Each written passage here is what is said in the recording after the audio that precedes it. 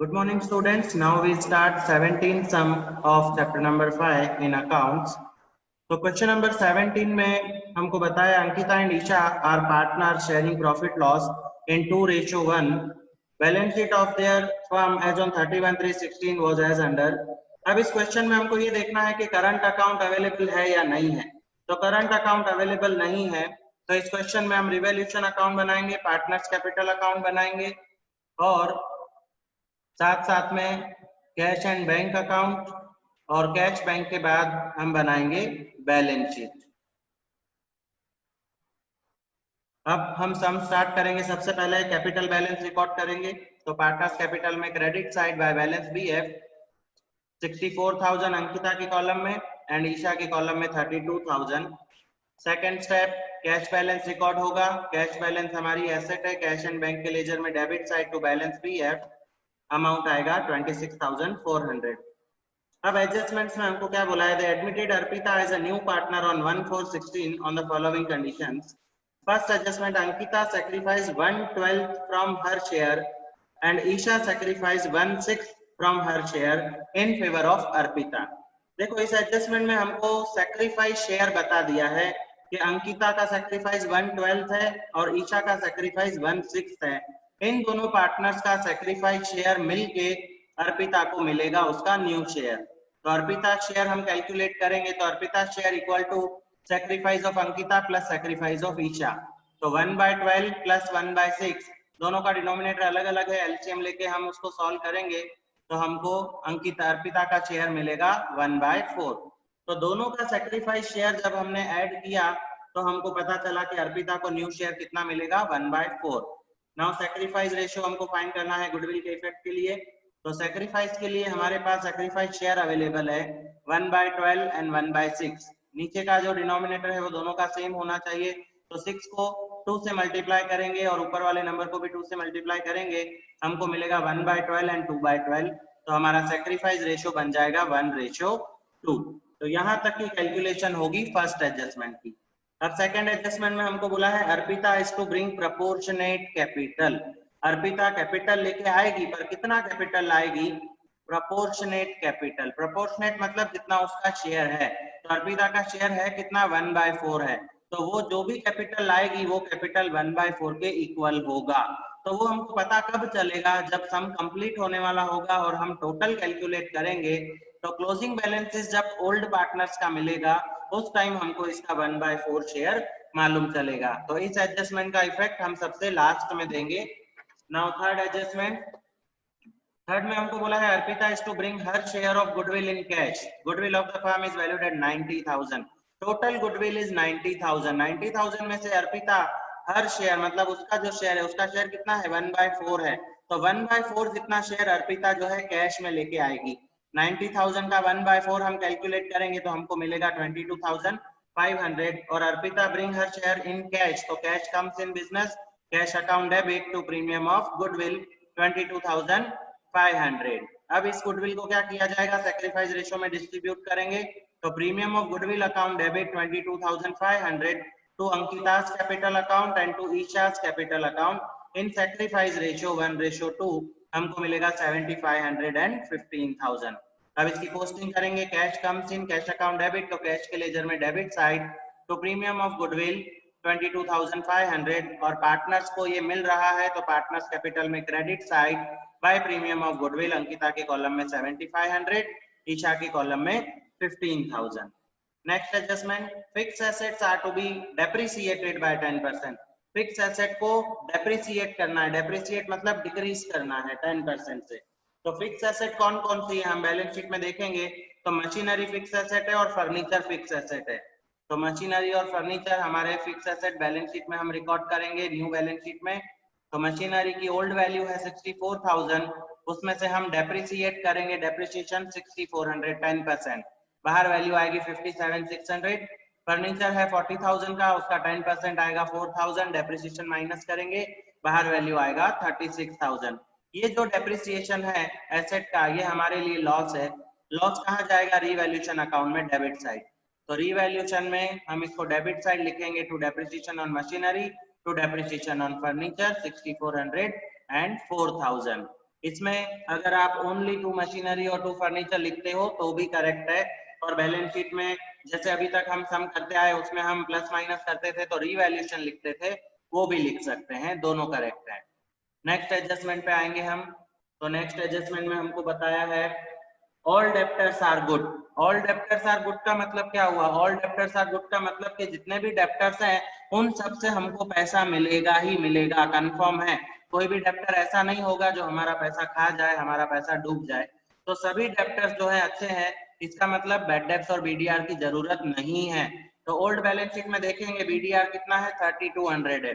तो 3200 पूरा का पूरा बीडीआर कैंसिल हो जाएगा। लॉस को कैंसिल करने के लिए अपन क्रेडिट करेंगे, तो रिवैल्यूएशन अकाउंट में क्रेडिट साइड लिखेंगे बाय बीडीआर अकाउंट 3200, और डेप्टर्स पूरे के पूरे 40,000 के 40,000 हम बैलेंस शीट में आउटर कॉलम में लिख देंगे।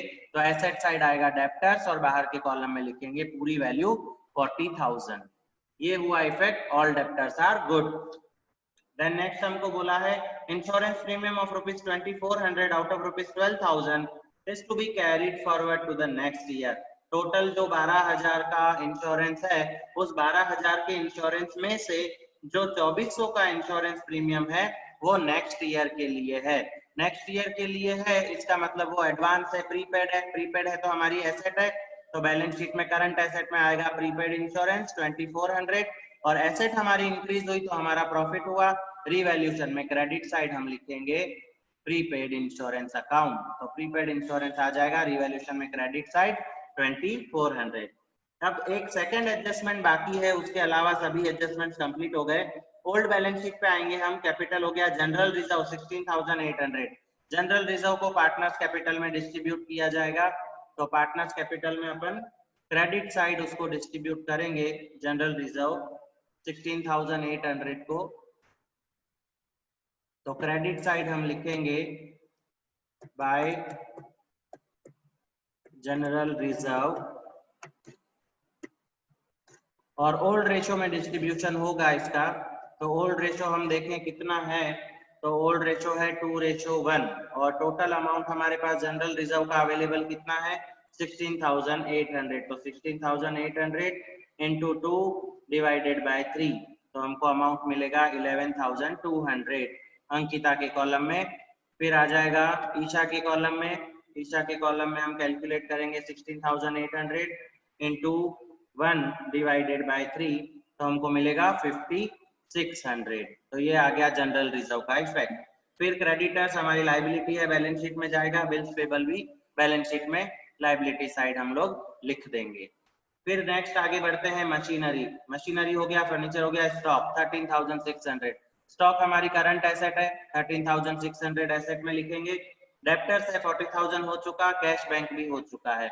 अब हम सेकेंड एडजस्टमेंट के बारे में सोचेंगे कि क्या करना है। तो सबसे पहले सेकेंड एडजस्टमेंट के लिए हमको रिवैल्यूएशन का टोटल करना होगा। रिवैल्यूएशन का टोटल करेंगे तो डेबिट साइड का टोटल ज्यादा है 10,400, इसमें से क्रेडिट वाला अमाउंट माइनस करने के बाद वैल्यू बचेगा 4,800। ये 4,800 हमारा लॉस है। लॉस को ओल्ड रेशो में डिस्ट्रीब्यूट करेंगे 2:1 में, तो आएगा 1,600 एंड 3,200। इसको पार्टनर्स कैपिटल में हम लिखेंगे debit side to revaluation account 1,600 and 3,200। अब हमारी जो सेकेंड एडजस्टमेंट है उसको कंप्लीट करने का टर्न हमारा आएगा। सेकेंड एडजस्टमेंट कंप्लीट करनी है, हमको क्या बोला है, प्रोपोर्शनेट कैपिटल लेके आएगी। प्रोपोर्शनेट मतलब 1/4। तो पहले हम ये देखें कि पुराने जो पार्टनर्स हैं उनका कैपिटल कितना हो रहा है। तो हम इसका कैपिटल का टोटल करेंगे, तो 64,000 प्लस 7,500, उसमें प्लस करेंगे हम 11,200, तो हमको अमाउंट मिलेगा 82,700।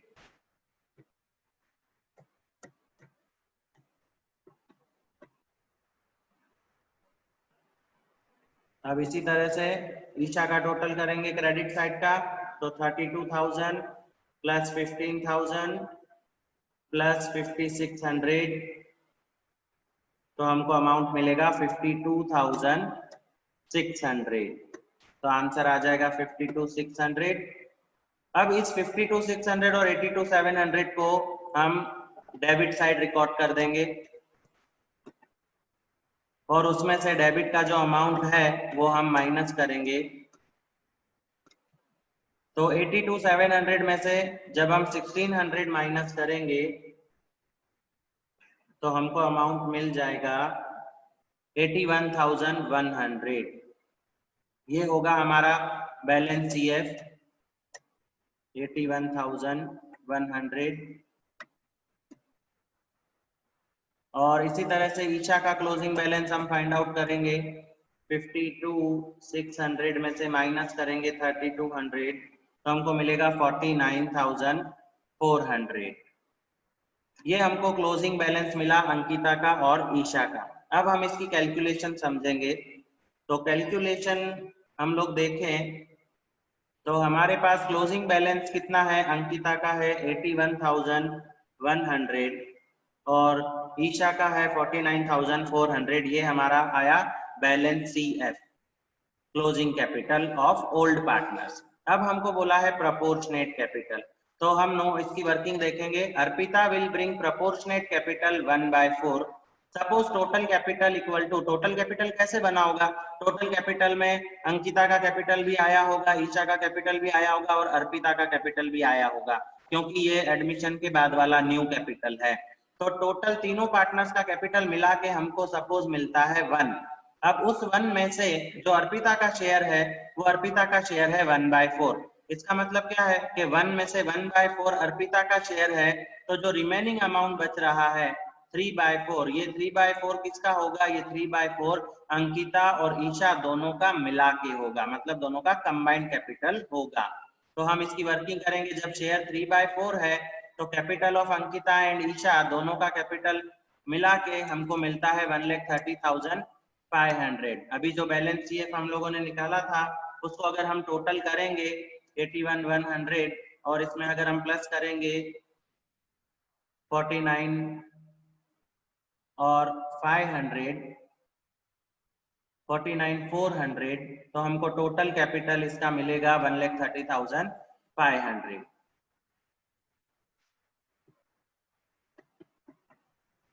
तो टोटल कैपिटल हमको मिला 1,30,500।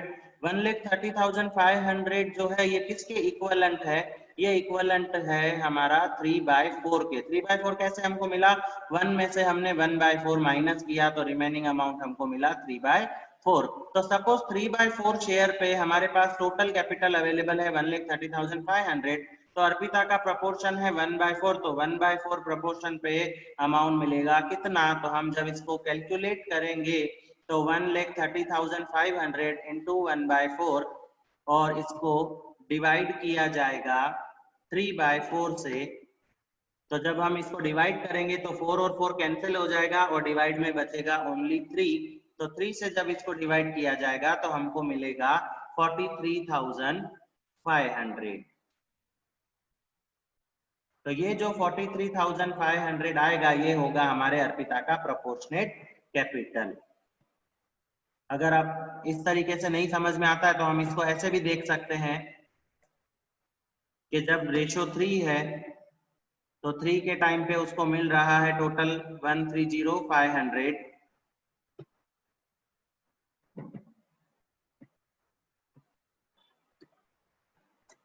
अगर रेशो 1 हो, 4 तो कैंसिल हो गया दोनों पार्टनर्स का, तो होगा कितना।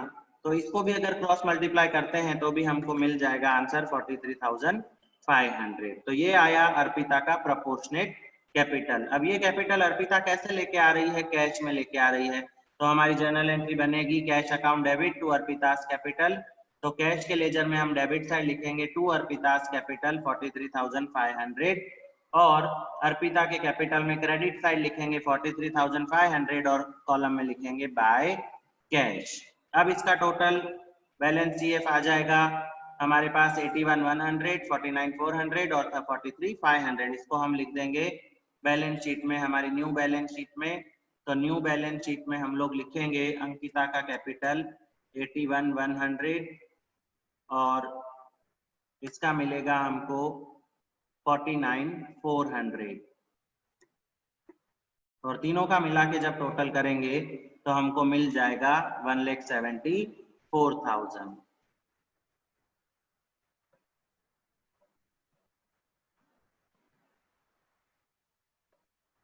अब कैश का टोटल करेंगे तो कैश का टोटल हम देखें तो हमको मिल जाएगा कैश का टोटल 92,400, इसको हम लिखेंगे एसेट साइड। अब बैलेंस शीट का जब टोटल करेंगे तो हमको मिलेगा टोटल 2,42,000।